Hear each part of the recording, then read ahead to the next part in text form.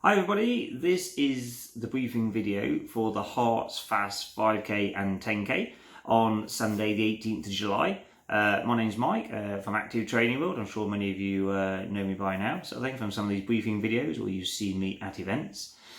So, information then for this event. Just start out by saying that this event is going to be an absolute PB fest. I can pretty much guarantee that a high proportion of our field are going to walk away from this event with a superb PB. Certainly that's been the case every time we've held events here in the past.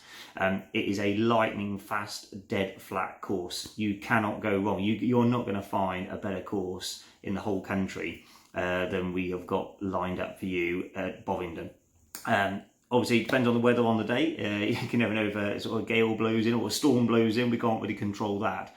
But in terms of the actual course itself, I hope you've got your super fast racing flats on or your new super carbon fibre plated shoes, because listen guys, this is really quick. So I hope you're all excited about smashing out those PBs on power of 10 and yeah, walking away feeling really proud of yourself. Anyway, down to the details of the event. So, the event itself is going to be held at Drift Limits Motorsport Academy. All the information and the postcodes and things are all in the final details, which have been sent out to you. The event itself is on July the 18th, Sunday, July the 18th, and the registration will be open from 8 AM in the morning. The car park itself will be open probably from about 7:30, so I won't arrive any much before that. So from 7:30 AM the car park will be open. To access the venue, you'll come off the main A road and you go up a steep, it's up a hill, basically up a country road up to the Drift Limits Motorsport venue, and then you take a right turn into the venue and basically just follow the car parking marshals and they'll tell you where to park. If you've been here before, we have actually changed the course slightly, the run course slightly, which is going to make it even quicker than it was before. And it also enables us to actually park cars further down the track, down to the bottom end of the course, which will mean that you don't have quite so far to walk to get to registration and to the start as well. So please just follow the instructions that will be given to you by the car park marshals on the day. So in terms of the races itself, the start times, the 5k is going to start at 9 AM and the 10k will start at 10 AM. Like I say, no need to turn up more than an hour before your start time to register. The registration will be open right up until the actual start of the races. Okay. In terms of, like I say, parking is free at the venue. Just follow the car parking marshal's instructions. There aren't any changing facilities at the site, but there will be toilets available, and they will be around either the car parking registration area. They'll all be really obvious. There'll be portable toilets. Okay. Obviously, you know, all the COVID stuff is all starting to be relaxed a little bit now. But we do want everyone to stay safe. So at registration, where you're dealing with people face to face, if you could wear a face mask, that's great. What we do ask is that throughout the day, if you could just try and remain socially distanced at the venue. It's a big old space, you've got plenty of room, just be sensible, and everyone will stay safe that way. The good news is that from the spectators side of things, that you know, if you wish to bring some friends and family along to support you, that is fine. But yet again, we do ask that they don't just crowd around the finish area or the registration area. Try and keep those spaces fairly vacant and spread out around the course to cheer you on. And then hopefully you'll get the support that you want. You get to bring people to the event and everyone still gets to stay safe. There's not going to be a manned baggage area at the venue this time. Like I said, the car park is very close to both the registration and the start-finish line, so it's not really required.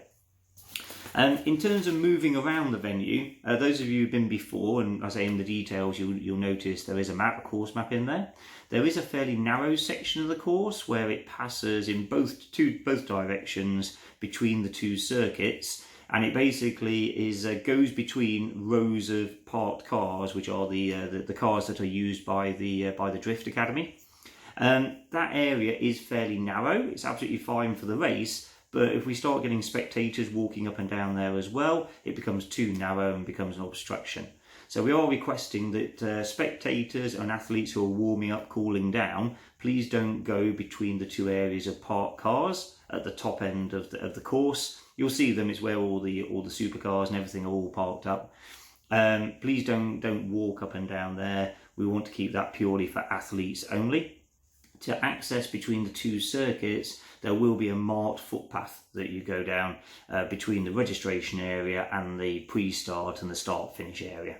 Okay, and that's to be used by spectators as well.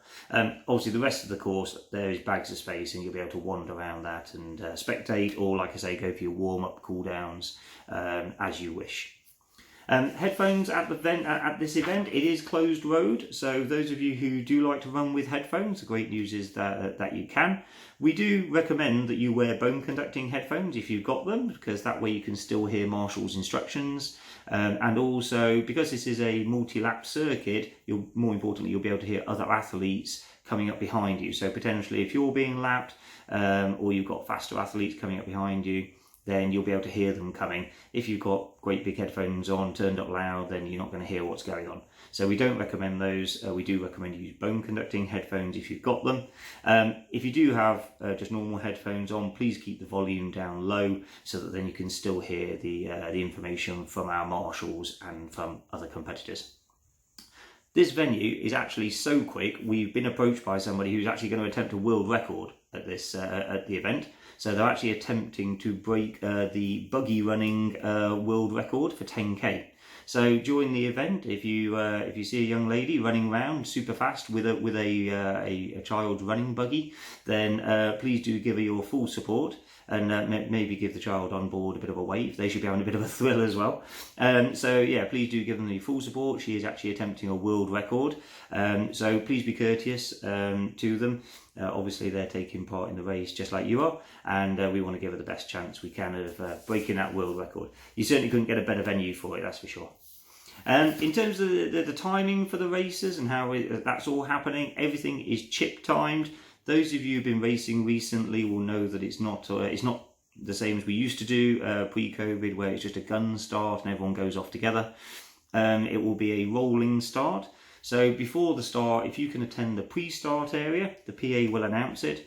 But if you attend the pre-start area, and then basically there will be signs which will identify your predicted finish times. If you get into roughly the right sort of predicted finish position, and then we set off the fastest runners first. So in theory, once you actually start rolling across that start line, everyone will spread apart and it reduces the amount of congestion on the course. Also, as I say, everything is chip timed, so your time doesn't start until you cross the start line. So don't panic about the fact that people are starting in front of you. Think of it another way: gives you people to chase, yeah, and gives you people to run down in front of you to motivate you, rather than being left behind. Okay, so the course, it is, as I said, we have redesigned the course slightly. The basic shape of it is still the same in that it covers two circuits. We have the start, where the start and finish is a 1 kilometre loop. This time though, we have changed that, so you now stay on the racing surface pretty much 90% of it. Okay, before we actually took you off the racing track and cut you across. The reason for that is because we were going to use that area for car parking. We don't need to do that anymore because of the redesign of the course. So because of that, we're able to keep you actually on the racing circuit all the way through. So it's going to be a much faster element to it. That is a 1 kilometre lap, and that will be used for the opening lap of the 5k. So the 5k is one 1 kilometre lap followed by two 2 kilometre laps. So the 10k is just 5 2 kilometre laps. Okay, so you start out on the 1k lap, you go between the supercars, heading on to the other circuit, and then you'll do a lap on the other circuit. It'll all be really well marked out. We'll have marshals out there as well. And like I say, if you want to, before the actual race itself, you'll have time to sort of have a walk round, jog around the course, and see the layout of the venue. So it's all pretty straightforward. You don't need to worry about that. There is also a map in your final details, so please do have a look at that email that was sent you. The course itself has been accurately measured, okay, by none other than Hugh Jones, marathon winner and one of the one of the world's most respected course measurers. We're very lucky to have him local in the UK, so he comes and measures our courses. In fact, he actually measures the London Marathon course. So we can't have anybody better to measure our courses than Hugh. If you are running with a GPS, as most people do these days, and you finish and your GPS watch says it was 4.9 or 5.1 or whatever, that doesn't mean the course was wrong. What that means is that your GPS unit hasn't picked up an actual accurate signal all the way around the course. There is a link in the final details to an article that's been written by the course measuring sort of like fraternity that sort of explains all this and explains why when you finish a race it's quite possible that the distance that your watch says may be different from what the actual course has been measured as. When the course is measured, they don't use GPS units. They actually measure the line on the road using a rotating wheel format. So it is far more accurate than what our GPS watches say, no matter how expensive they are. So yeah, please don't come over to us at the finish and say, well, my watch says it was 5.2k or 4.8k. We always get it, okay, at every event. But please don't do that because yeah, it's not right. So anyway, after the race, also just to mention, we do have a photographer at the event, so they'll be taking great pictures. Hopefully, take a great picture memory for you of that superb PB that you're gonna be bagging. If you don't want your photo taken at registration, please request to the registration officials that you don't want your photo taken that day, and they'll provide you with a wristband to wear, a coloured wristband, and that will be a message to the photographers to make sure that they don't publish any pictures of you. If they do accidentally take any photos of you during the event, then they'll just delete them from their cameras. Yeah, if for any reason you don't wish your photos to appear, or you don't want your photo taken and published, then please ask for a wristband. We can sort that out for you. If for any reason photos that do get published up on, we put them up on our Facebook page so that you can download them for free, so you get to keep a memento of your event. If for any reason any of those photos which are up there you want taking down, then just message us after the event and refer us to that photo, and we'll take it down for you.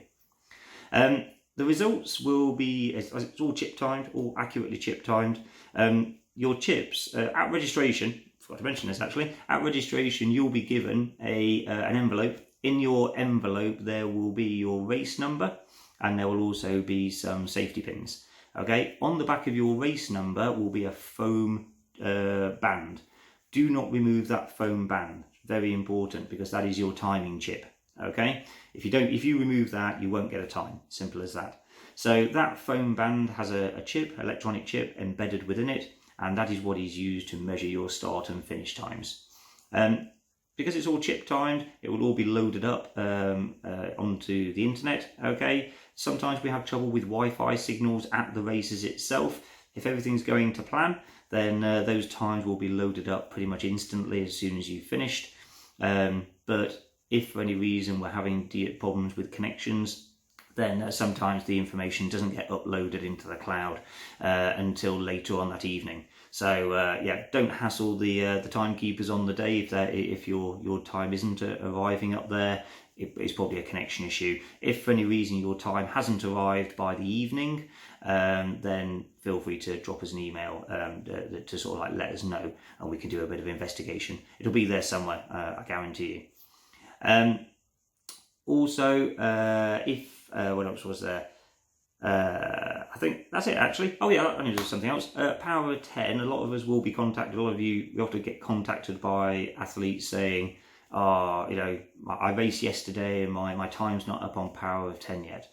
The Power of 10 process happens after the race. So we submit all the results and it goes through a process of checking, etc., before it all gets uploaded onto the Power of 10 website. So the results from this event, it's a UKA official event, licensed event, so they will be accurately measured. That means the times will be accurately put up onto Power of 10 to classify as your PB, but it can take a week or more for them to actually appear up there. So please don't come chasing us asking why 1 day later your time's not on Power of 10 yet. It just takes a bit of time. So, listen guys, I hope you all have a superb race. I hope the weather gods are with us and we get superb conditions. In the right conditions, I say this could be one of the fastest courses in the country, without a doubt. So I hope you're all going to smash your PBs, and yeah, hopefully you'll be telling all your friends all about it. Okay, good luck in the race, guys, and we look forward to welcoming you to Bovingdon on the 18th of July. Okay, take care. Bye.